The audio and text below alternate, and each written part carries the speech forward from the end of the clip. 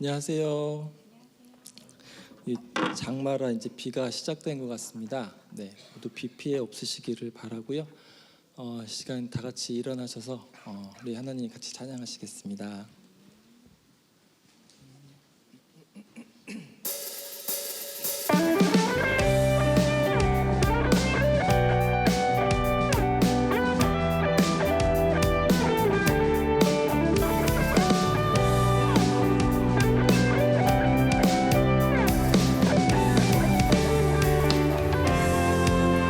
슬픈 마음 있는 사람, 슬픈 마음 있는 사람, 예수 이름 믿으며 영원토록 변함없는 기쁜 마음 얻으리. 슬픈 마음 있는 사람, 예수 이름 믿으며 영원토록 변함없는 기쁜 마음 얻으리. 예수의 이름은 세상의 소망이요, 예수의 이름은 천국의 기쁨일세.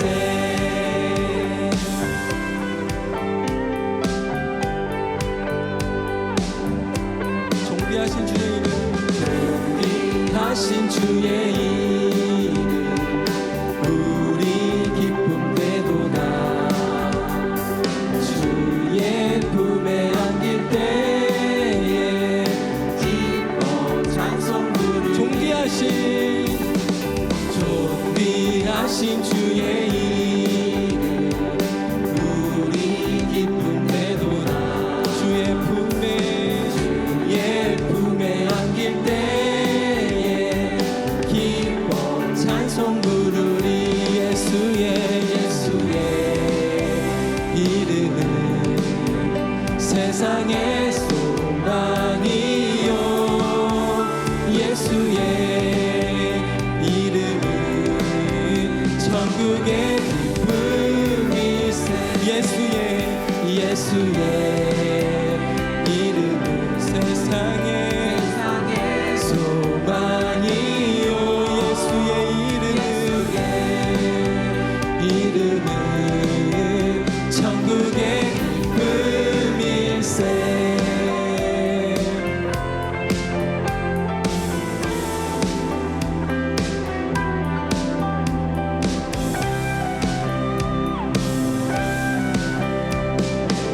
목소리 높여 크게 찬양하시겠습니다. 우리 갈 길 다 간 후에, 우리 갈 길 다 간 후에 보좌 앞에 나가 왕의 왕께 경배하며 면류관을 드리. 우리 갈 길 다 간 후에, 우리 갈 길 다 간 후 보좌 앞에 나가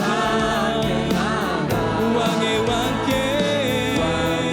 왕께 경배하며 면류관을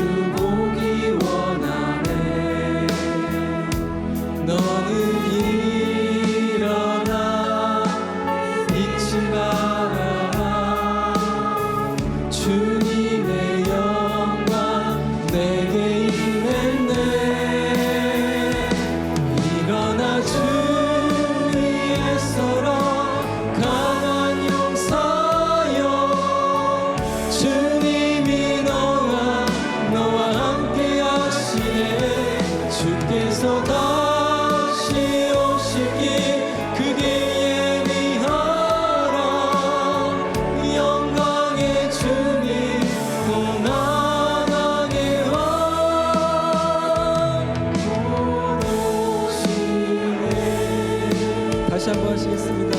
주님 나라, 주님 나라 임하시네. 주의 날은 멀지 않았네. 너는 일어나 주를 따르라. 하나님 널 부르시네. 세상은 아직 어둠 속에 빛 대신 주 보기 원하네. 너는 일어나 그 빛을 바라라. 주님의 영광 내게 임했네. 일어나 주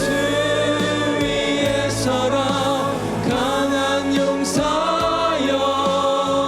주님이 너와 함께 하시네. 주께서 다시 오실 길 그 길 예비하라. 영광의 주님 오만하게 와. 일어나 주 위에 서라. 강한 용사여. 주님이 너와 함께 하시네. 주께서 다시 오실 길 그 길 예비하라. 영광의 주님 오만하게 와. 일어나 주 위에 서라. 강한 용사여. 주님이 너와 함께 하시네. 주께서 다시 오실 길 그 길 예비하라. 영광의 주님 오만하게 와. 곧 오시네.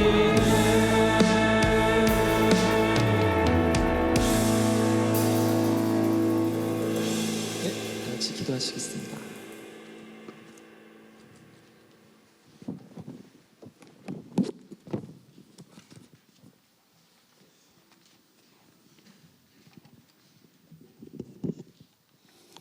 사랑하는 하나님, 이 시간 소망의 복음을 굳게 잡고 주 십자가 앞에 나왔사오니 찬양과 감사를 받으옵소서. 늘 선한 목자 되시어 푸른 초장과 쉴만한 물가로 인도해 주신 하나님, 지난 한 주간도 곤고하고 어려울 때마다 피할 바위와 안식처 되어주신 은혜에 감사를 드립니다. 연약한 우리 모습을 잘 아시는 주님, 있는 모습 그대로 주께 나왔으니 주님의 크신 팔로 안으시고 예배의 감격을 회복하는 은혜의 시간이 되어 차가운 심령들이 주의 사랑으로 녹아져 아버지의 사랑이 우리 모두의 심령 가운데 넘치게 하옵소서. 매일의 삶 가운데 가까이 계신 주님을 의지하기보다는 안목의 정욕, 육신의 정욕, 세상의 욕심에 이끌려 내 주관과 의지로 살아온 연약한 저희들의 어리석음을 용서하옵소서. 내주하시는 성령님과 동행한다고 고백하지만 아직도 살아있는 내 자아를 다스리지 못하고 가까운 이들에게 상처와 아픔을 주는 우리의 연약함을 긍휼히 여겨 주소서. 사랑의 하나님 아버지, 30년 전 이곳에 주님의 뜻 가운데 원천교회와 주황학원을 세우시고 이제까지 인도해 주신 사랑과 은혜에 감사드립니다. 우리 원천교회 성도 모두가 진정으로 복음이 중심이 되는 삶을 살아가도록 인도해 주옵소서. 말씀대로 순종할 믿음과 용기를 더하시사 각자가 움직이는 교회가 되어 세상 속에서 그리스도의 빛과 향기를 발산하여 사탄의 권세를 능히 이기는 하나님의 사람으로 굳건히 세워 주옵소서. 특별히 주황학원에서 배우고 있는 차세대 자녀들이 아름답게 성장하여 조국 대한민국과 온 열방에 하나님 나라를 세워가는 귀한 사람들로 크게 쓰임받기를 간절히 원합니다. 다음 교회 안에 연약한 육신으로 어려움 가운데 있는 성도들과 자녀들을 주께 올려드립니다. 여호와 라파 치유와 회복의 하나님, 나사렛 예수 그리스도 그 능력의 이름을 의지하여 치유의 역사를 선포합니다. 주여 치유해 주옵소서. 육신의 질병으로 고통받고 있는 성도들과 어린 자녀들을 주 보혈로 덮으시고 온전하게 회복시켜 주옵소서. 이 시간 한국교회가 파송하고 열방에서 수고하고 있는 2만 5천 명의 선교사님들 위해 기도 올립니다. 선교사님들이 이방 땅에서 외롭고 힘들 때마다 주님 손 붙잡고 견딜 수 있도록 도와주옵소서.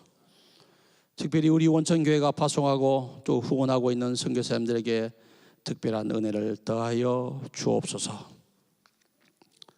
사랑의 주님, 대한민국을 긍휼히 여기시고 회개의 은총을 부으사 성령의 새 바람을 불게 하시고 특별히 한국교회가 하나님의 영광을 회복하고 새로운 부흥의 역사를 이룰 수 있도록 인도해 주옵소서. 이 땅에 가득한 음란과 거짓, 분열과 우상 숭배의 죄악들을 용서하여 주시고 창조 질서를 부정하는 포괄적 차별금지법 제정을 막아 주옵소서. 오늘도 귀한 말씀 선포하실 김요셉 성도님을 성령님께서 도우소서. 말씀 듣고 순종에 이르러 온전한 삶의 변화를 경험하는 귀한 말씀이 되도록 이 시간 우리 마음밭이 옥터가 되게 하옵소서. 여러 모양으로 예배를 섬기는데 앞장서 수고하는 성도들에게 주님의 크신 축복이 함께하길 원합니다. 모든 말씀 예수님의 이름으로 기도드립니다. 아멘.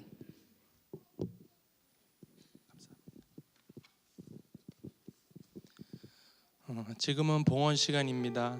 준비해 오신 예물 모두 앞으로 나오셔서 주님께 올려드리겠습니다.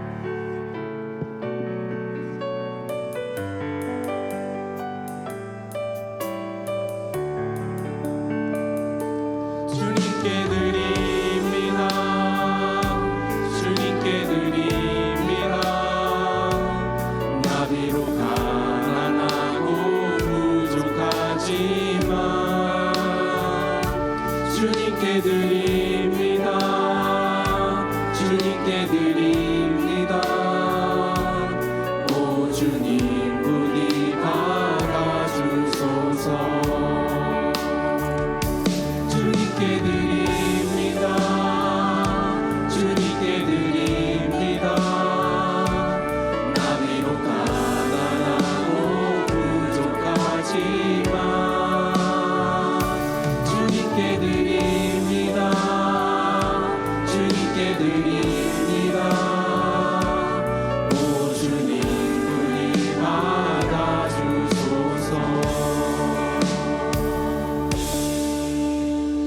모두 자리에 앉아주시기 바랍니다.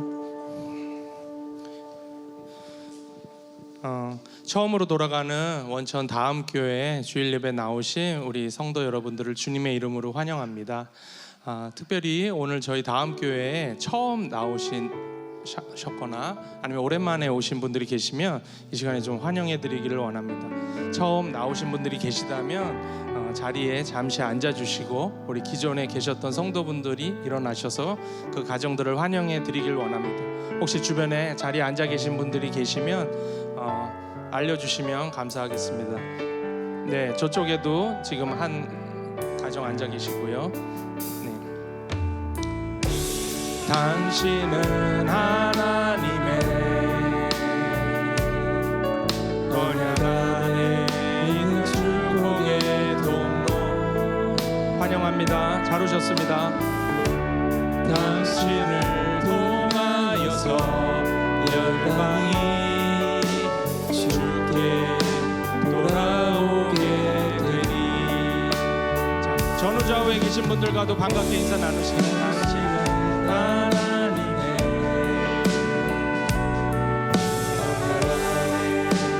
축복의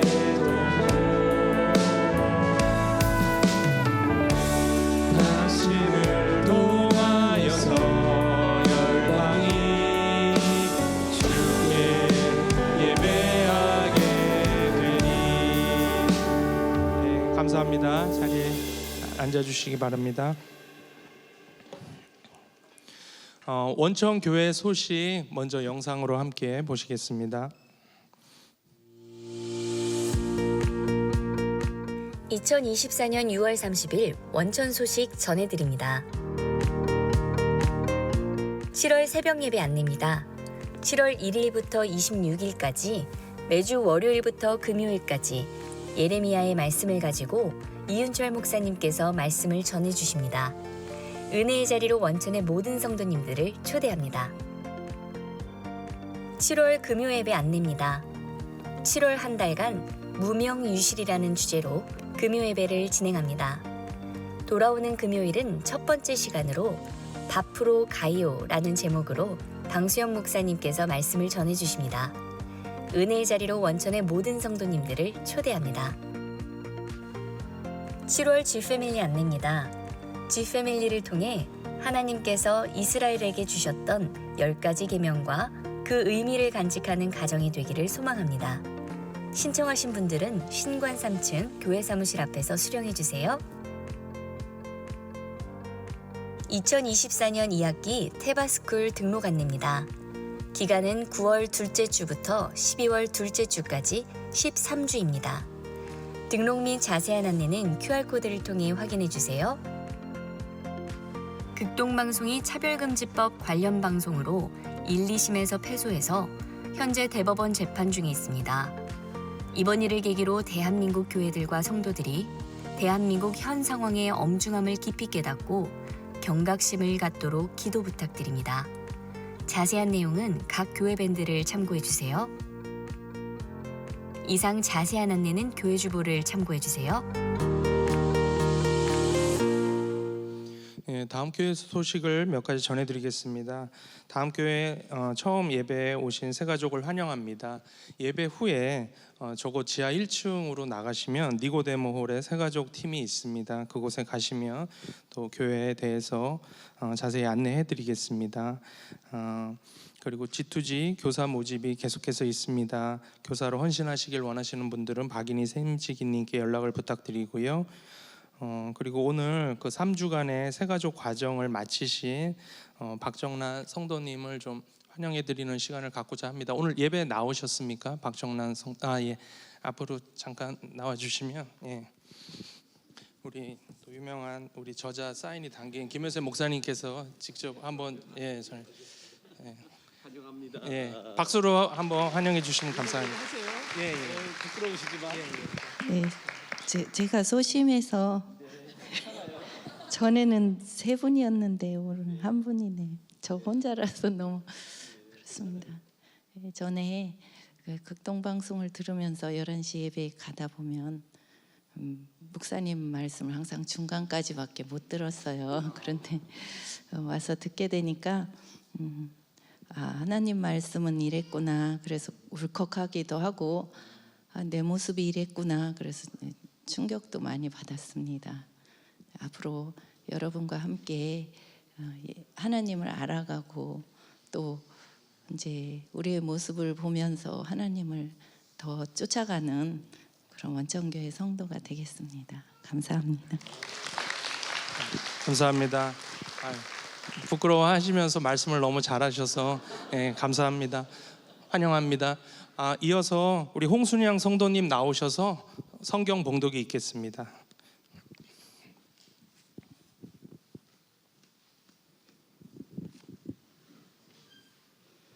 오늘 주시는 말씀은 출애굽기 20장 14, 15절입니다. 합독하겠습니다. 간음하지 말라, 도둑질하지 말라. 아멘.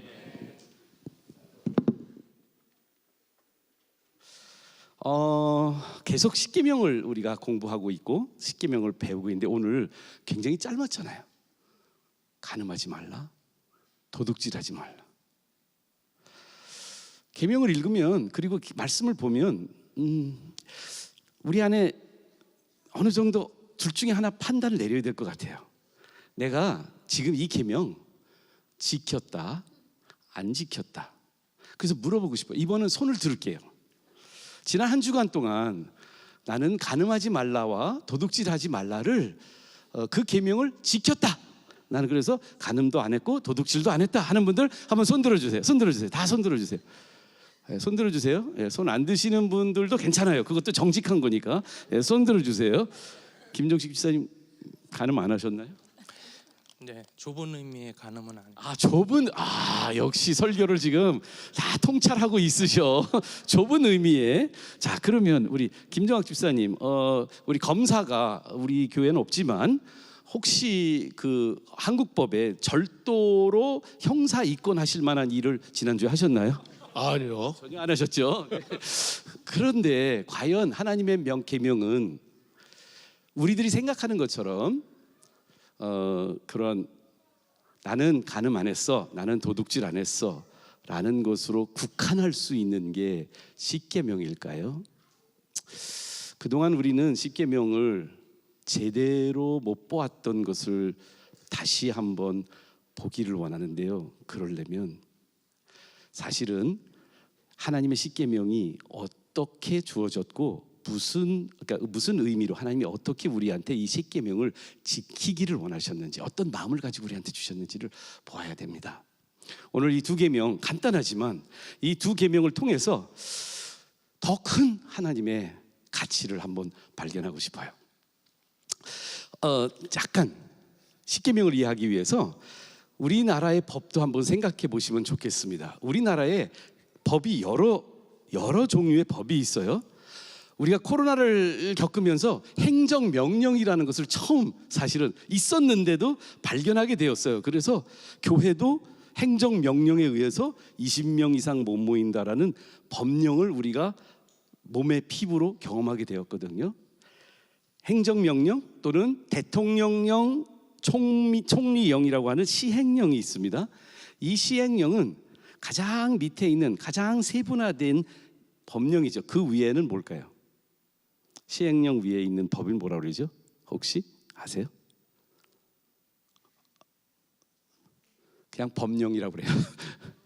그래서 교육법, 보건법 이런 것들은 다 법령이라는 카테고리 있어요. 근데 시행령보다 위에 있는 게 법령이고요. 법령은 그래도 구체적으로 교육법에는 누가 의무 교육을 받고 초, 중, 고등학교와 기술학교에 그 규범들이 나와 있죠.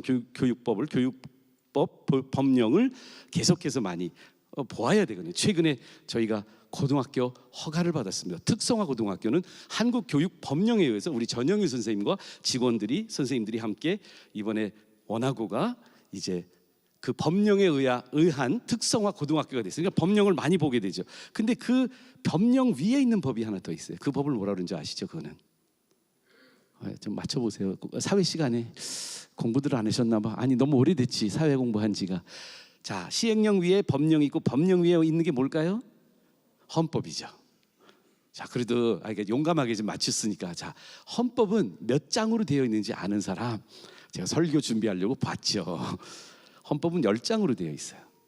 십계명하고 뭔가 거기서 모델을 딴 거 아니가? 우리나라 헌법, 대한민국 헌법은 10장으로 되어 있습니다. 그에는 국민의 의무와 권리에 대해서 두 번째 장에 나와 있고, 전문이라는 첫 번째 장은 전문이고요.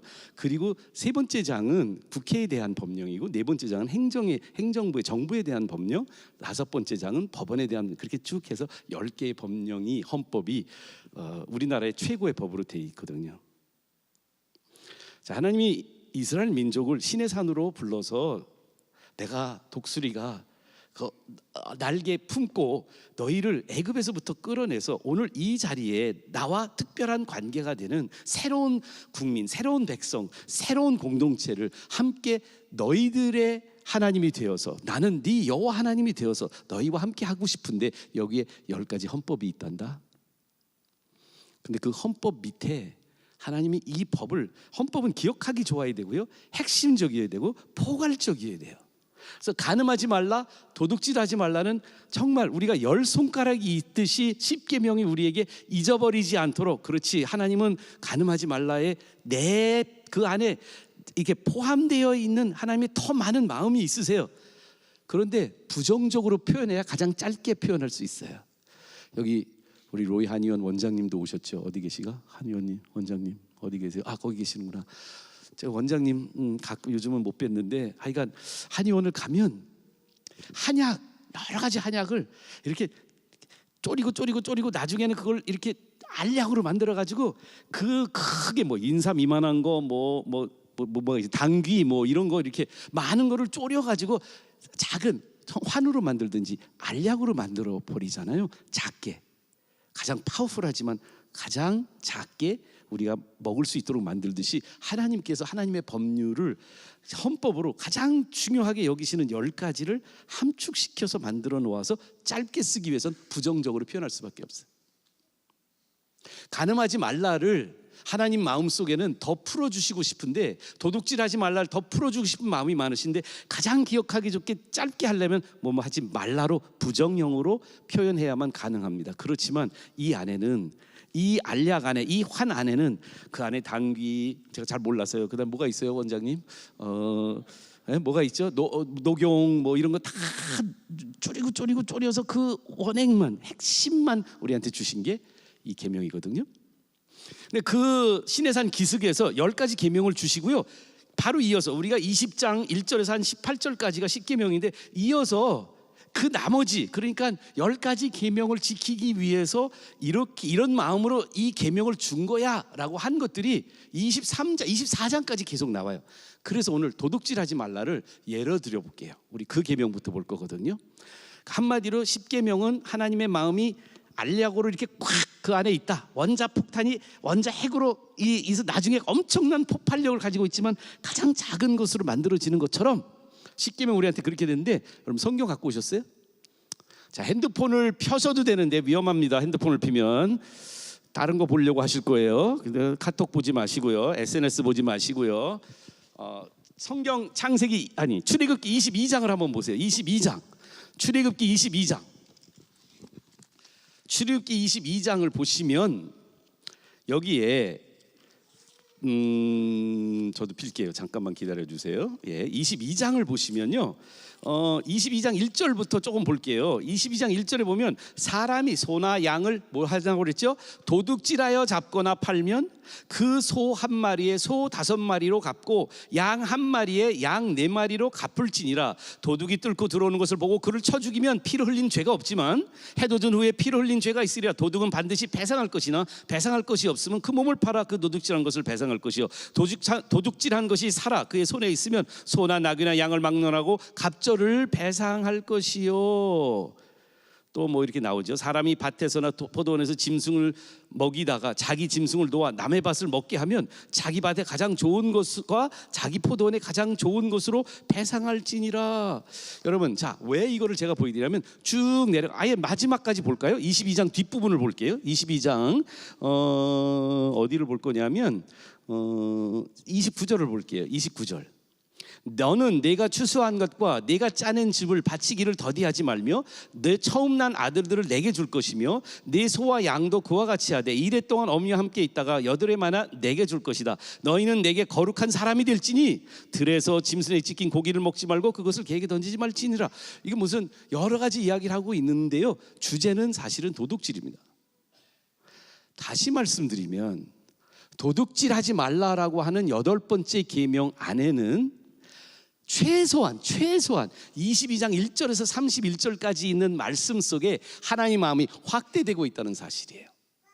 혹시 이해하세요? 아직도 별로 감이 안 오시죠? 자, 도둑질하지 말라고 하나님이 이스라엘 민족에게 헌법처럼 얘기하시고 그 밑에 법령과 그 다음에 시행령들을 우리가 파악하려면 성경 전체를 더 많이 읽어야 됩니다. 왜냐하면 성경 전체 안에 하나님의 마음이, 하나님이 우리에게 그 하나님의 법령인 우리에게 66권의 책을 주어서 내 마음은 이런 거야. 그런데 그 중에 가장 높은 가치로 가지고 있는 게 너희는 도둑질하지 마. 왜요? 여기 보면 내 짐승이 남의 밭의 음식을 먹어도 그건 내 도둑질이 돼요. 내가 추수한 것을 온전히 하나님께 바치지 못해도 첫 열매를 하나님께 드리지 않는 것도 하나님은 도둑질이라고 생각하세요. Why? 다시 말씀드리면 이 8번째 계명이요, 이 8번째 계명의 능동적이고 적극적인 의미는 무엇일까요?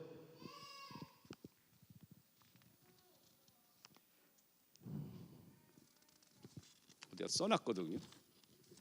지금 안 보이고 있네. 예, 여기 있다. 그거 지워졌나? 하여간 있었는데 이렇게 나이가 들면 언고도 안 보이기도 하고. 여기 있다. 다음 때 넘어갔구나. 도둑질하지 말라의 긍정적이고 능동적인 표현은 무엇일까요? 하나님이 왜 뭐뭐하지 말라고 말씀하셨을까요? 각자에게 하나님께서는 이 도둑질하지 말라의 근거가 뭘까? 다 여러분, 저는 이 10가지 계명 안에는, 이 10가지 계명이 상징하고 있는 것은요, 하나님이 최고로 중요하게 여기는 하나님의 창조와 섭리 원리에 함축된 것이 10가지 안에 들어있어요. 그런데 그것을 이해하려면 하나님이 창조하시고 우리를 만드시고 우리에게 명령하신 그 태초의 말씀들, 창세기에 나오는 말씀들을 잘 봐야 되는데요, 이 두 계명 다, 도둑질하지 말라, 간음하지 말라는 하나님이 아담과 하와에게 맡겨주신 그 안에 내포되어 있어요. 물론 간음하지 말라는 부부 관계에 대한 이야기이기 때문에 잠시 뒤에 얘기할게요. 하나님이 아담과 하와를 창조하실 때 하나님의 형상대로 지음을 받고 하나님처럼 서로 사랑할 수 있도록 하기 위해서 간음하지 말라. 그런데 거기에 부부 관계를 하나님 주시면서 성이라는 선물을 주세요. 잠시 뒤에 그걸 볼 거예요. 근데 도둑질하지 말라는 뭐냐? 그거와 대동하게, 비슷하게 하나님 아담에게 에덴이라는 텃밭을 주셨어요. 책임을 맡겨주셨어요. 그리고 아담에게 지혜를 부어주시고 은사를 부어주셔서 아담이 하나님이 내려주신 모든 그 하나님이 주신 은사들, 하나님 주신 지혜들, 하나님 주신 힘, 이런 것을 통해서 그 동산을 관리하면서 그 동산 안에 그 하나님 맡겨주신 것을 온전히 관리하고 그것을 누리고 그리고 그것을 나눌 수 있도록 하나님은 주셨어요. 왜냐하면 그것이 하나님을 닮은, 하나님이 중요하게 여기는 하나님의 소유인 창조된 이 우주에 하나님과 동역자들로 우리에게 주셨어요. 올해 작년까지만 해도 우리 김춘훈 성도님께서 저희 집 앞에 있는 학교 텃밭에서 엄청나게 많은 양의 이 농사를 지셨어요. 물론 같이 도와주신 우리 안재환 성도님, 또 여러 형제님들이 도와주셨는데, 자매님 도와주셨는데, 김춘훈 우리 성도님이 저보다 조금 형님이세요. 그래가지고 허리가 아파서 더 이상 못 하시는 거예요. 그래서 그분이 하던 텃밭을 못 하시니까 갑자기 누구한테 갑자기 못 하시게 돼서 어떻게 된? 제가 그냥 그 텃밭을 하기 시작을 했어요. 그러니까 저는 아직 김춘우 형제님보다는 허리가 좀 더 힘이 있고 그런데 근데 왜 이 텃밭 얘기를 하냐면, 근데 텃밭을 하는데 그 집 앞에 있는 텃밭을 올해는 선생님들이, 원래는 아이들이 했다가 선생님들이 자신들이 농사랑을 학생들한테 안 맡기고 선생님들이 하겠다고 그 텃밭의 절반 정도는 선생님들이 맡으셨고요. 한 3-4줄은 2학년, 5줄을 읽구나. 2학년 학생들이 감자를 심기로 해서 그렇게 나눠줬어요. 근데 다 합쳐서 한 40개의 이 텃밭 터가 있거든요. 근데 제가 한 20개 정도 하는 거예요. 근데 왜 제가 이 말씀을 드리냐면, 이 텃밭은 제 게 아니에요.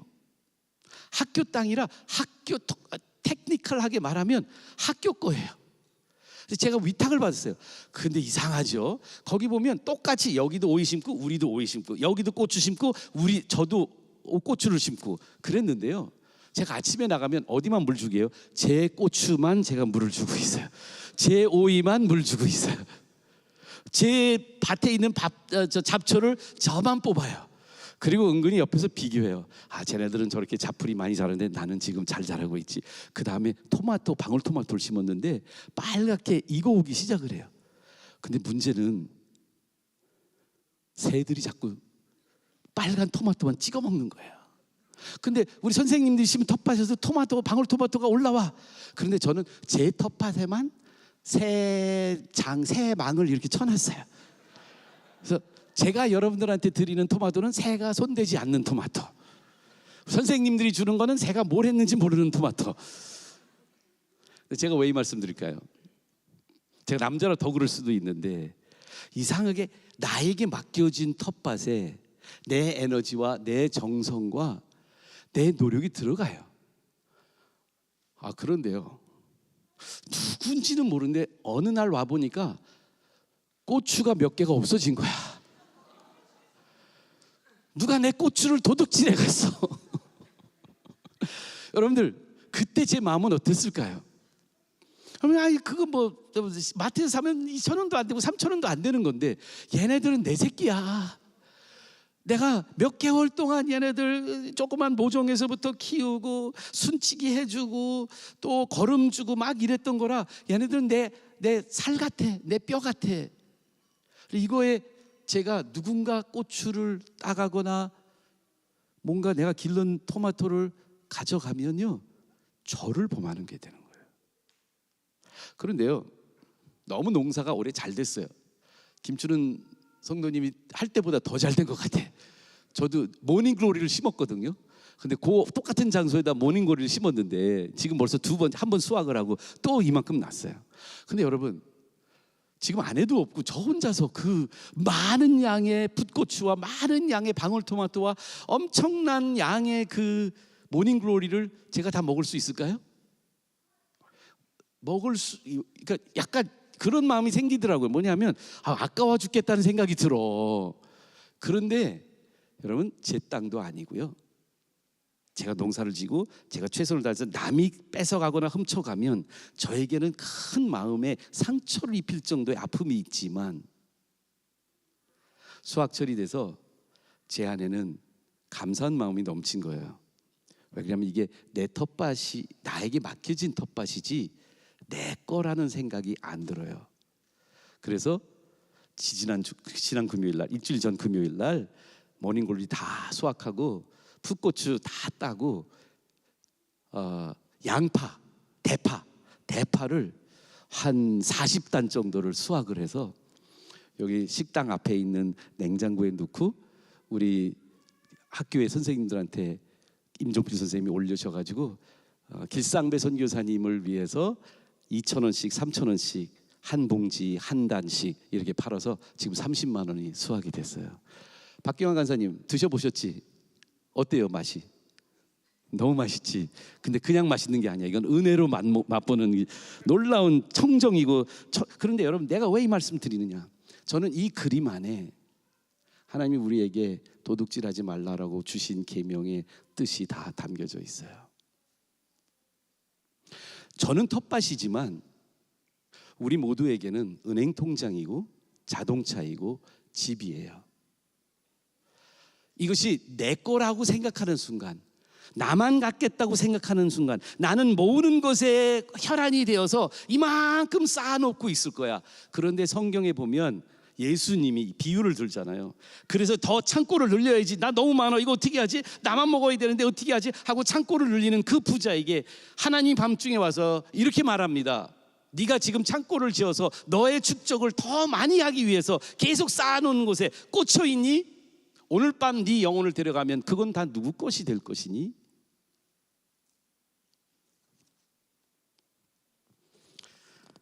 도둑질하지 말라라고 하나님 말씀해 주신 계명 안에는요, 이 원리가 있습니다. 그 원리는 뭐냐?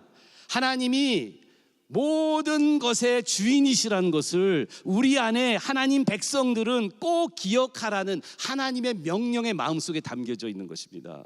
여러분, 텃밭은 제 것이 아닙니다. 제가 학교 이사장이지만 그래도 제 개인 것이 아니에요. 물론 제가 돈 내고 텃밭을 살 수도 있겠죠. 그래도 그 텃밭은 제 것이 아닌 것이 저의 모든 것이 저의 것이 아니고 주님의 것인 것을 정말 우리는 알고 믿고 그렇게 생활하고 있습니까?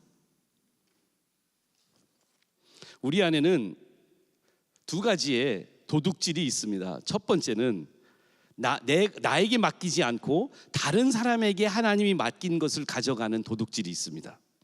남의 것을 알고 의도적으로 훔친 적은 거의 없습니다. 물론 저도 아버지 지갑에서 5,000원을 훔친 적은 있어요, 실제로. 근데 그런 거는 제 추억에 거의 저는 그런 의도적으로 알고 의식적으로 제가 남의 물건을 가져간 적은 없어요. 그러나 하나님이 다른 사람에게 맡기고 정당하게 주어지신 일들을 저는 훔친 적이 있습니다. 혹시 회사에 근무하시는 분 계십니까? 회사에 근무한다고 체크인을 하시고 그 시간에 자신의 개인 일을 보는 것은 회사의 시간을 도둑질하는 일이 아닐까요? 뭐 끝까지 그러냐고요. 우리 절세를 많이 하는 미덕을 갖는다고 우리는 생각하지만 사실은 탈세를 다 하고 있는데 나도 해도 괜찮다고 생각하는 것은 나라의 세금을 도둑질하는 거 아닐까요? 우리 안에 그냥 편리하다고 마음대로 막 플라스틱 것들을 사고 그것을 막 활용하는 것은 환경을 도둑질하는 것 아닙니까? 저는 지금 교원 연금, 사립학교 교원 연금을 지금 받고 있습니다. 저는 몰랐어요. 교원 연금을 부를 때 그걸 잘 몰랐거든요. 그런데 보니까 교원 연금이 되게 괜찮아요. 저 지금 전에는 학교에서 봉급을 받았는데 그것만 못하지만 그래도 생활하는 데는 문제 없는데, 제가 이런 말씀 드린 이유는 어디냐면 우리 안에 지금 연금법 개정에 대해서 여러 사람들이 이제 머리를 맞대고 연구하고 있는데 아마도 불란서 같은 나라, 프랑스 같은 나라 보면 연금법을 대통령이 개정하려고 그러다가 폭동이 일어나 버려요. 왜요? 내 밥그릇 건드리지 말라는 거예요. 내가 받을 거 지금 다 받아야 되고 연금이 바닥이 나도 나는 내 거 다 가져갈래. 그런데 우리가 무엇을 훔치는 걸까요? 여러분, 우리가 30년 빚을 내고 엄청난 많은 빚을 가지고 지금 살아. 미래에 벌어서 살 수 있는 물건들을 지금 끌어서 나는 더 큰 평수, 더 좋은 자동차, 더 좋은 물건들을 지금 다 누릴 거야 하면 우리는 훔치고 있는, 도둑질하고 있는 것입니다. 누구의 것을 도둑질하고 있나요? 미래 자녀들의 당연히 누릴 수 있는 것들, 당연히 필요한 것들을 우리는 지금 갈취해 가면서 우리가 가지고 가고 있는 것은 미래의 것을 도둑질하고 있는 것은 아닐까요? 하나님 무엇을 원하셨을까요? 제 텃밭 속에 엄청난 축복을 하나님 부어주셨어요. 너무 지금 대파 농사도 잘 되고 고추 농사도 잘 되고 방울토마토 농사도 잘 되고 모닝글로리 농사도 너무 잘 됐어요. 근데 이것을 내가 했다고, 내가 맡겨진 텃밭이라고, 나만 먹겠다고 내 배는 터지고 내 냉장고는 터져버리는데 이것을 나 혼자 간직하고 살아가는 우리들의 모습이 지금 도둑질하고 있는, 하나님의 것을 하나님 것으로 인정하지 않는 도둑질하고 있는 것은 아닐까요? 혹시 스크린에 나올 수 있는지는 모르겠는데 안 나오면 여러분들이 찾아보시는데 나올 수 있으면 좋겠는데, 에베소서 4장 28절, 우리 방송실에 있는 분들 이런 거 할 수 있으면 하시고 못하면 그냥 제가 읽어드릴 텐데 여러분들이 성경을 보셔도 좋아요. 에베소서 4장 28절 한 구절을 꼭 보고 싶어요. 왜 그러냐면 10계명의 이 8번째 계명 도둑질하지 말라를 바울이 이렇게 약간 뭐라 그럴까요? 확대해서 바울이 요 계명을 그대로 인용을 해요. 사실 4장을 보면 10계명의 내용들이 많이 나와요. 에베소 4장을 보면. 그런데 제가 읽어드릴게요. 에베소 4장 28절, 도둑질하는 자는 다시 도둑질하지 말고 돌이켜 가난한 자에게 구제할 수 있도록 자기 손으로 수고하여 선한 일을 하라. 다시 한번요. 도둑질하는 자는 다시 도둑질하지 말고, 8번째 계명이죠. 다시 도둑질하지 말고, 이미 도둑질하고 있는 사람은 도둑질하지 말고 돌이켜 가난한 자에게 구제할 수 있도록 자신의 손으로 수고하여 선한 일을 하라. 여러분들, 바울이 보고 있는 거 있습니다. 이건 뭐냐면 내가 남의 것, 하나님이 다른 사람에게 청지기처럼 맡겨준 남의 텃밭에 가서 그것을 따오는 것에 wrong taking이에요. wrong taking, 잘못 가지고 가는 이 도둑질만 도둑질이 아니고요, wrong keeping. 하나님이 나한테 맡겼는데 그 맡긴 걸 가지고 하나님의 방식대로 하지 않는 것, 그것도 도둑질이라는 거예요. 이게 무슨 말이냐? 여러분들 그 구절이 안 뜨지만 여러분들 그 구절의 내용을 한번 머릿속에 생각해서 도둑질하지 마. 그런데 두 가지밖에 없어요. 옵션은 두 가지예요. 우리가 도둑질하는 사람이든 아니면 레디컬하게 아주 혁명적으로 다른 사람들에게 내 손으로 수고해서 구제하는 일을 하고 있든 둘 중에 하나라고요. 그럼 난 도둑질 안 하는데 돈 잘 모으고 있어. 난 돈 잘 버는 사람이야. 근데 난 도둑질은 안 해. 여러분 그거 도둑질입니다. 왜 그러냐면 wrong keeping이에요. 내 재산을 축적하고 내 돈을 쌓고 하나님이 나한테 맡겨주셨는데 하나님이 왜 맡겨주셨을까요? 그 하나님이 아담과 하와에게 동산의 그 에덴 동산을 주시면서 맡겨주셨는데 그 이유가 뭘까요? 하나님의 방식대로 창조의 섭리대로 그 풍성하신 하나님의 은혜대로 하나님의 비를 의로운 자와 악한 자에게 같이 나눠주듯이 우리가 풍성하게 다른 사람들하고 필요한 사람들에게 모두 다 공유하고 나누어 주라고 하나님이 우리한테 맡겨주신 거예요. 혹시 자동차 없으신 분 계세요? 자동차 없으신 분? 손 한번 들어요. 자동차 없으신 분? 괜찮아요. 예, 최은자 우리 요양보사님 자동차가 없고 자전거만 있는 거 알고 있어요. 자, 우리 최은자 요양보사님 5008 제 아이오닉 5 그 하이브리드 자동차를 잠깐 제가 맡겨드릴게요. 예, 이제 자동차를 받으셨어요. 근데 드린 건 아니고 제 거예요. 제 건데 어차피 우리 가까이 같이 있으니까 이제 드렸는데요. 제가 마음대로 쓰시는데요. 제 부탁이 있어요. 일요일 날만큼은 어머니 모시고 교회 오시고 가는데 그 차 쓰시고요. 나머지는 카트리나 마음대로 쓰세요. 괜찮으시겠어요? 그래도 쓰시겠어요? 아니면 일요일 날 어머니 모시고 교회 오는 거에 그것까지 하길래 부담스러워서요. 괜찮으시죠? 되게 괜찮죠? 그리고 굉장히 횡재한 거 아니에요? 6일 동안은 마음대로 쓸 수 있잖아. 하나님이 우리한테 내가 너한테 맡긴 거 10분지 1만 다시 나한테 줘. 다 내 건데 나한테 10분지 1만 줘. 그거를 내가 내 마음에 원하는 내가 하고 싶은 가난한 자를 구제하고 고아를 돌보고 교회 일을 세우고 복음을 전파하는 일에 내가 그 10분지 1만 내가 너한테 10분지 9는 다 줄게. 10분지 1만 나한테 줘. 말라기 3장에 보면 11조를 하지 않은 우리들에게 하나님은 너는 지금 내 것을 도둑질하고 있어 라고 말씀하고 있어요. 제가 이런 말씀 드려서 죄송한데요. 원천교회는 헌금을 전혀 강조하지 않는 교회이고요. 처음부터 무소유 교회, 그리고 원천교회의 재정적인 어떤 어려움 때문에 성도들을 동원할 생각이 전혀 없어요. 그러나 11조는 강조하고 싶어요. 그 이유가 왜 그러냐면 우리는 지금 이 건물의 모든 것들을 우리의 소유가 아니라 학교 건물을 빌려 쓰면서 학교와 함께 하면서 그 남는 하나님의 헌금으로 저희는 MK 사역을 하고 어려운 가정들에게 장학 사업을 하고 지역 주민들에게 반찬 사역을 하고 우리가 할 수 있는 것을 하려면 하나님의 것을 인정해 줘서 wrong keeping, 잘못 가지고 그것을 이렇게 하나님 맡겼는데 6일 동안 도로 주세요. 감사합니다. 빌려드릴게요. 진짜 6일 동안은 마음대로 내가 쓸 수 있게 해주셨고 하루만 하나님 마음대로 그 자동차를 사용하라고 맡긴 것처럼 우리들이 하나님이 나에게 주신 소유를 내 것으로 착각하고 내가 기분 내키면 하나님한테 내가 인심 쓰는 식으로 하는 경우가 하나님 마음에서 보실 때는 너 내 거 지금 도둑질하고 있잖아. 내 거 다 가졌으면서 내가 다 준 것에 대해서 그 내 마음속에 이것을 이렇게 쓰기를 원하는데 내가 그것을 할 마음이 없냐고? 내 영혼은 오늘 밤에 돌아가면 네 소유는 다 누구 것이 될 것이냐? 여러분 이제 다시 손 들으라고 그러면 손 들 수도 있을 것 같아요. 지난 한 주 동안 이 8번째 계명을 조금이라도 어긴 것 같다고 생각하시면 이렇게 한번 손 들어보세요. 전 손 들고 있어요.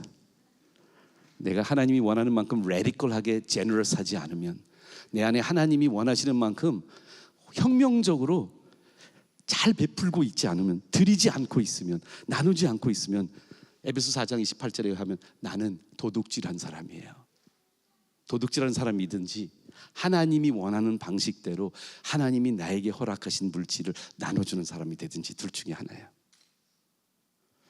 여러분들, 저는 여기에 우리 형제 자매님들 중에 정말 레디컬하게 제너러스하게 살아가고 계신 분들, 제가 그분들을 닮고 싶어서 그렇게 살아가고 있는 사람들이 이 자리에 많이 앉아 계십니다. 너무 감사드리고요. 그래도 우리 안에는 아직도 부족해 하는 마음이 있으실 거예요.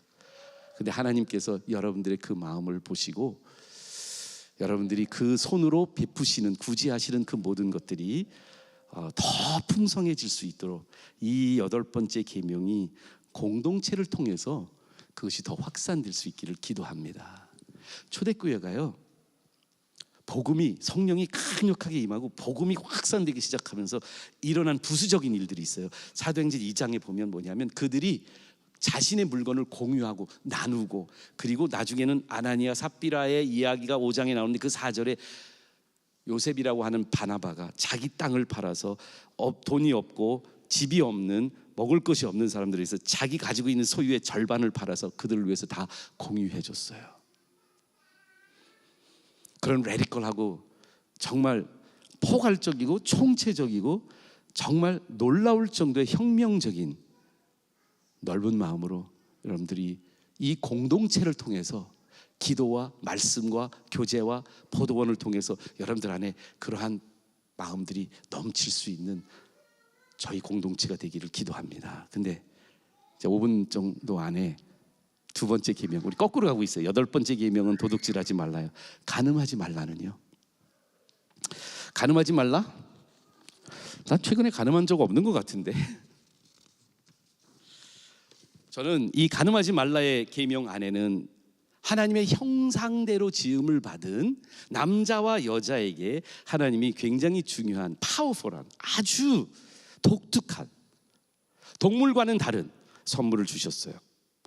동물도 성교 행위를 하지만 우리 인간에게는, 하나님의 형상대로 지음받은 우리 인간에게 하나님이 남자와 여자를 만들고 그 남자와 여자에게 하나님이 특별하게 당신을 닮도록 만드신 그것 안에 뭘 주셨냐면 둘이 한 몸이 되게 하셨어요. 동물들은 그런 축복을 안 누립니다.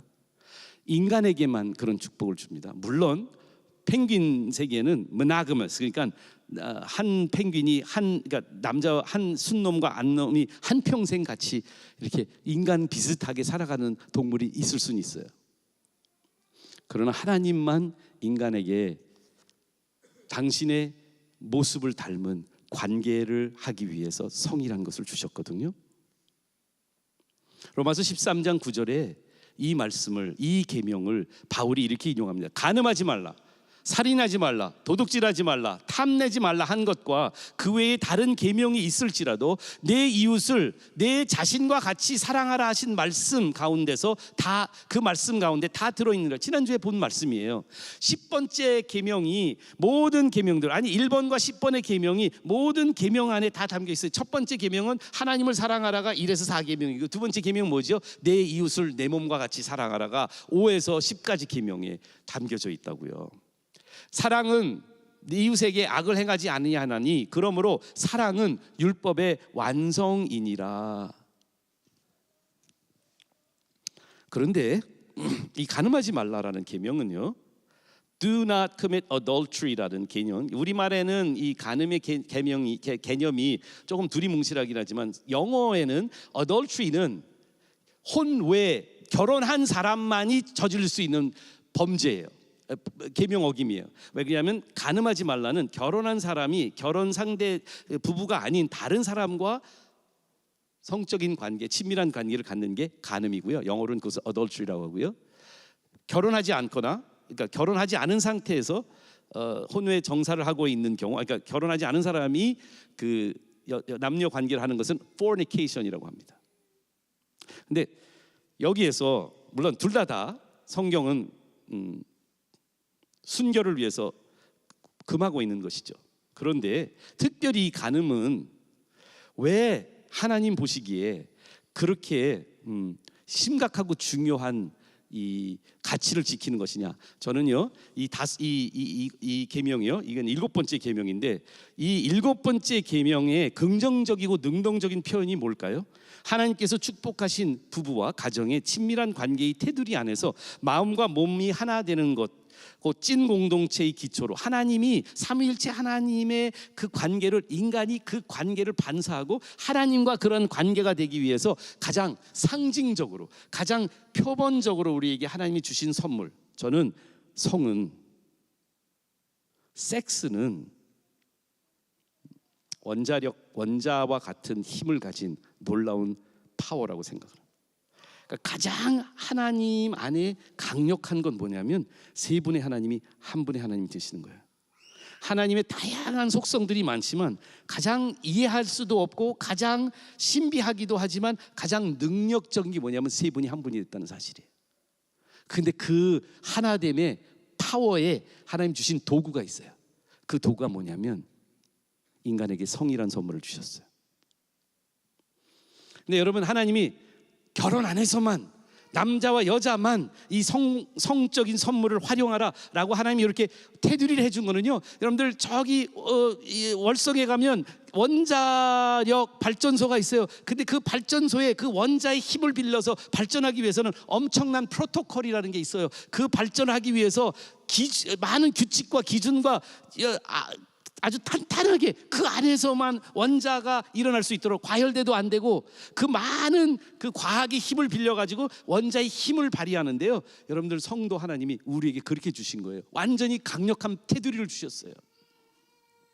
한 남자가 그 부모를 떠나 아내와 둘이 한 몸을 이루는 하나됨의 그 테두리 안에서, 하나님의 모든 말씀의 모든 가르침 속에서는요, 바로 그 테두리 안에서만 성이란 선물을, 축복을, 파워를 활용하라는 거예요. 왜냐하면요, 그 파워 속에 우리는 하나님과 우리가 하나됨을 조금씩 맛볼 수 있는 거예요.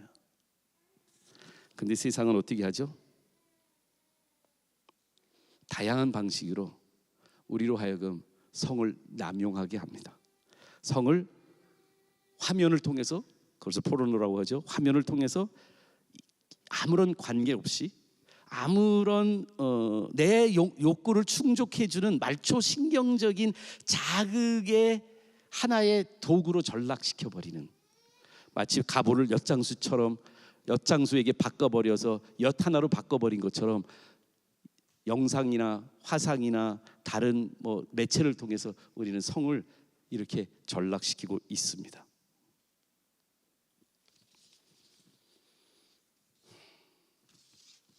오늘 성경을 많이 보네요. 그러면 과연 하나님은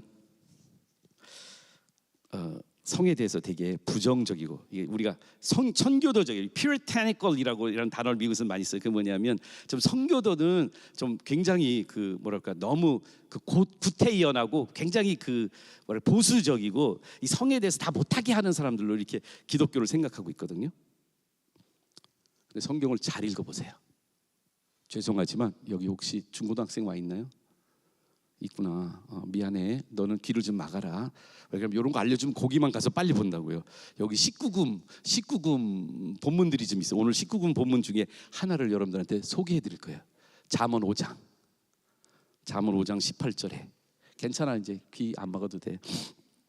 아마 읽었을 거야 벌써. 근데 이런 건지 몰랐지. 여기 성을 은유해서 표현하는 것입니다. 내 샘으로 복되게 하라. 내가 젊어서 취한 아내를 즐거워하라. 그는 사랑스러운 암사슴 같고 아름다운 암노루 같으니 너는 그의 품을 항상 족하게 여기며 그의 사랑을 항상 연모하라. 여러분, 누가 기독교가 성에 대해서 부정적이고 성에 대해서 이렇게 고리타분하다고 생각했습니까? 성경을 읽어보시면 아가서 같은 거는요, 정말 성관계를 남자와 여자 아내 관계 안에서 가장 은유적으로 가장 많은 풍성하게, 그래서 한동안 아가서는 못 읽혔어요. 안 읽혔어요. 중세기에서는요 아가서 못 읽게 했어요. 그리고 이건 성경에 들어가야 되나 말인가 논란까지 있을 정도의 책이었어요. 오늘 이 잠언 5장도 마찬가지예요. 뭐라고 말하냐면 하나님은요 성을 만끽하라는 거예요. 하나님은요 남자와 여자, 특별히 그리고 그것은 단순히 유일하게 오로지 남자와 여자 아내 관계 속에서 내 젊어서 취한 아내만을, 그런데 해도 된다 안 해도 된다가 아니라 명령하세요. 즐거워해야 돼. 옛날에 사실은 청교도들이 그런 오해를 받고 있지만 청교도 시대에 아내가 청교도 교회를 다니는 영국에서 넘어온 그 미국에서 청교도 아내가 그 교회 장로들한테 얘기했어요. 우리 남편이 성관계 안 하고 싶다고 그래서 그 교회 장로들이 그 남편을 가두고 성관계 할 수 있도록 징계를 내린 다음에 집으로 돌려보냈어요. 왜냐하면 성경의 명령은 뭐냐 하면 너는 그 품을 항상 족하게 여기며 그 사랑을 항상 연모하라. 내 아들아 어찌하여 음료를 연모하겠으며 어찌하여 이방 계집의 가슴을 안겠느냐. 대저 사람의 길은 여호와의 눈앞에 있나니 그가 그 사람의 모든 길을 평탄케 하리라. 여기 이 단어요 21절에 사람의 길은 여호와의 눈앞에 있나니 그가 사람의 모든 길을 평탄케 하리라 라는 말씀. 하나님이 우리를 보고 계시다는 것을 말씀해 주고 있어요. 하나님의 눈은 가장 중요한 곳, 가장 깊은 곳을 특별히 예리하게 관찰하고 계신데요. 내가 하나님의 이 헌법의 테두리 밖으로 나의 성적인 관심사를, 물론 대부분 많은 경우에 남성이 더 여성보다 많다고 생각할 수 있어요. 근데 하나님의 마음은요, 나중에 신약에 가면 아름다움에 대한 하나님의 기준들을 바꾸어서 자기 몸의 섹시함으로 변질시키는 것에 대해서 하나님은 계명을 주세요. 그러지 말고 아름다움을 안쪽에서부터 키우라고요. 여러분, 우리가 섹시해지고 싶은 것, 이것은 우리 사회에서는 다 괜찮다고 말하고 있어요. 그런데 하나님의 마음은 우리 내적인 아름다움에 더 강조하고 내 외모적으로의 아름다움으로 다른 사람들을 매력하기 위한 나도 모르는 무의식의 그쪽에서부터 우리가 해방되기를 하나님 원하시고 계시거든요. 성은 축복입니다. 성은 궁극적인 하나님과의 가장 깊고 친밀한 경험을 할 수 있기 위해서 이 땅에서 맛볼 수 있는 하나님과의 하나됨의 그 작은 그림자에 불과합니다. 그런데 하나님이 주신 바운드리는 선명합니다. 그게 뭐냐면 한 남자와 한 여자가 한 평생 동안 둘이에게만 언약하고 그 언약의 몸도 마음도 삶도 다 하나 되는 바운드리 안에서만 이 강력한 도구를 사용하도록 하나님은 제안하셨어요. 그래서 간음하지 말라는, 긍정적으로 말하면 남편과 아내에게만 네 몸과 내 마음과 내 생각과 너의 모든 친밀함을 아내와 남편에게만 즐기라는 거예요. 이렇게 들으니 솔직히 손을 들라고는 안 하겠지만 이거 못 지킬 것 같지 않으세요? 내 소유를 내가 레디컬하게 다 하나님께 드릴 수 있을까요? 다 나눌 수 있을까요? 나 못할 것 같아. 내가 그렇게 완벽하게 정말 하나님이 원하는 만큼 내 눈이 다른 데로 안 돌아가도록 하나님한테 서원하고 내 마음이 다른 데 탐심이 안 가도록 내 안에 나를 위해서 성을 사용하지 않고 하나님처럼 남을 위해서 하나 되기 위한 것에, 섬김을 위해서 성을 하나님의 선물로 잘 활용할 수 있는 것에 나 자신이 없어요. 그런 자들을 위해서 고린도전서 6장 말씀으로 말씀을 마치려고 합니다. 고린도서 6장 9절에 불의한 자가 하나님의 나라를 유업으로 받지 못할 줄 알지 못하느냐. 미혹을 받지 말라. 음행하는 자나 우상 숭배하는 자나 간음하는 자나 탐색하는 자나 남색하는 자나 도적이나 탐욕을 부리는 자나 술 취하는 자나 모욕하는 자나 속여 뺏는 자들은 하나님의 나라를 유업으로 받지 못하리라. 여러분들, 우리가 하나님의 원리대로 안 살면 하나님의 나라의 백성이 될 수 없습니다. 여러분들, 이 계명을 그냥 안 지키면 뭐 어때, 이건 정도는 그냥 넘어갈 거 아니야? 하나님 나 요 정도는 봐줄 거 아니야? 아니요. 성경 말씀 고린도전서 신약 성경이 말하는 게 지금 십계명에 나와 있는 이 가치들, 특별히 간음과 도덕질에 대한 가치들을 우리가 잘 안 지킬 때는 하나님의 나라를 유업으로 받을 수 없다고 말합니다. 그런데 고린도전서 6장 11절에 이렇게 말해요. 이게 소망이에요. 너희 중에 이와 같은 자들이 있더니, 바울이 고린도 교인들은 너희 중에 지금 이미 IBM 뭔지 아시죠? 이미 버린 몸, 성적으로나 소유적으로 지금 이미 버린 몸들인 우리들에게 바울이 이렇게 말합니다. 너희 중에 이와 같은 자들이 있더니 그런데 우리의 소망 뭔지 아세요? 주 예수 그리스도의 이름과 우리 하나님의 성령 안에서 씻음과 거룩함과 의롭다 하심을 받았느니라. 여러분들 십계명은 내 혼자의 힘으로 지킬 수 없고 내 혼자의 노력으로 이것을 이룰 수 없고 성취할 수 없습니다. 그런데 이것을 어겼던 우리들, 이것을 어겨서 하나님의 나라를 위협으로 받을 수 없는 나에게 하나님이 소망을 주세요. 예수 그리스도의 이름과 성령의 씻음으로 말미암아 우리에게 다시 한번 거룩하게 하나님의 계명을 지킬 수 있는 존재들로 하나님 우리를 바꾸어 주십니다. 별로 아멘이 안 나오네. 괜찮아. 이제 집에 가서 묵상하시면서 꼭 우리가 이 계명을 잘 생각하고 내 안에 하나님 타락한 내 성의 모습, 타락한 내 소유의 모습들을 하나님 씻어주세요. 저 하나님 나라의 유업을 받을 수 없어요. 이미 너무나 많이 오염되고 타락된 삶을 내가 살고 있어요. 그러나 예수 그리스도의 이름과 성령님의 능력으로 제 죄를 씻어 주시옵소서. 하나님 나라 백성으로 삼아 주세요. 저는 그렇게 회개하는 부모님들을 밑에 하나님의 새벽 이슬 같은 다음 세대들이 나와서 그들의 삶 속에서는 일찍부터 하나님의 소유를 공유하고 내 소유로 생각하지 않고 내 몸을 하나님 나라의 영광을 위해서 순결하고 거룩하게 아내만 위해서 남편만 위해서 바치는 다음 세대가 나올 수 있을 거라고 확신합니다. 기도하시겠습니다. 찬양팀 앞으로 나오시겠고요.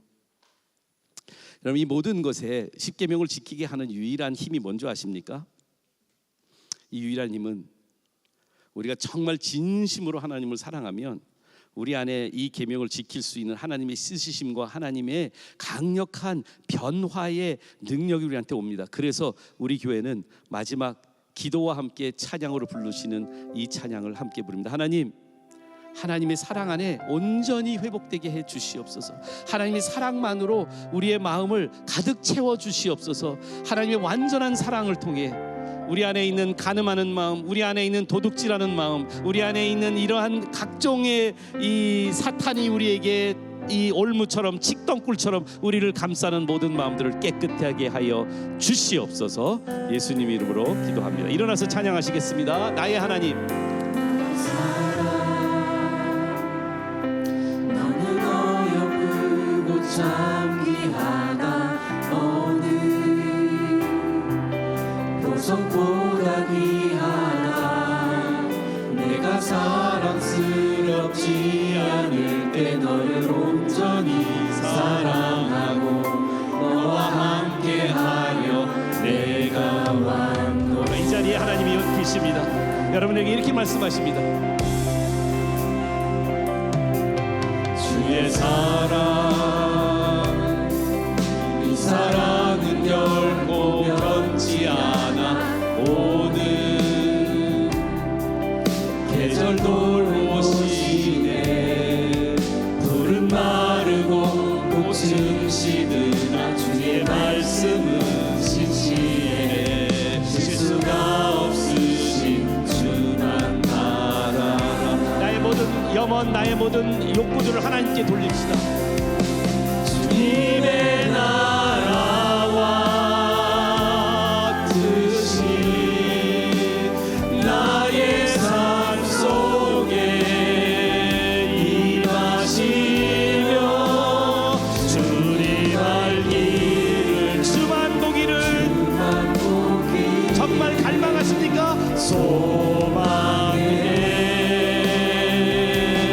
정말 그렇게 되면 이 힘이 나옵니다. 거룩히 살아갈 힘과 두려움없는 믿음 주신 나의 하나님, 정말 완전한 사랑입니다. 완전한 사랑. 구령만 한 번만 더 부를게요.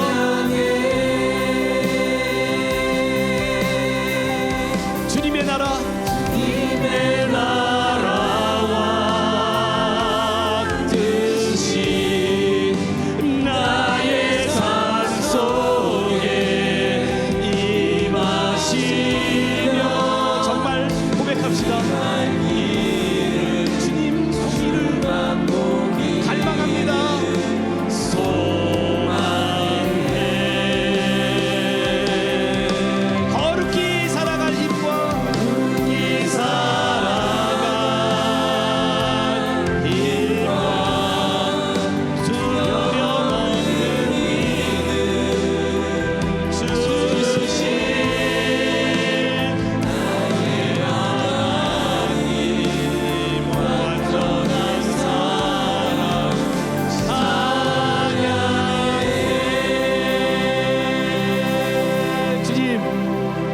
고백대로 살기를 원합니다. 주님, 우리 안에 하나님의 사랑으로 가득 채워줘서 세상의 유혹을 물리칠 수 있는 힘을 허락하여 주시옵소서. 이제는 우리 주 예수 그리스도의 지극하신 크신 은혜와 하나님 아버지의 무한하신 사랑과 성령님의 감동 감하심이 일주일 동안 주님 위에 주님 나라 건설하며 살아갈 권속들 머리 위에 지금부터 영원히 함께 하시기를 축원하옵나이다.